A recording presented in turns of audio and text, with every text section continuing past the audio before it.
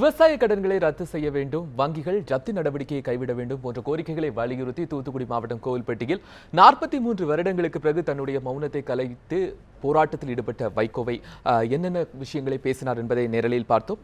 இனி கூட்டணி குறித்து இன்னும் ஓரிரு நாட்களில் இறுதி முடிவு எடுக்கப்படும் என்று தமிழ் மாநில காங்கிரஸ் கட்சியினுடைய தலைவர் ஜி.கே. வாசன் தெரிவித்திருக்கிறார். சென்னையில் செய்தியாளர்களிடம் பேசிய அவர் கூட்டணி முடிவு செய்த பின்னர் படிப்படியாக வேட்பாளர் பட்டியல் வெளியிடப்படும் என்றும் கூறினார். முதலில் பாரதிய ஜனதா கட்சி 50 வேட்பாளர்களை வெளியிட்டார்கள். நேற்றைய தினம் அதிமுக தங்களுடைய வேட்பாளர் பட்டியலை வெளியிட்டிருக்கிறார்கள். தேர்தல் நேரத்திலே ஒவ்வொரு இயக்கமும் தங்களுடைய இயக்கம் சார்ந்த பணியை தொடர்ந்து செய்து கொண்டிருக்கின்றார்கள்.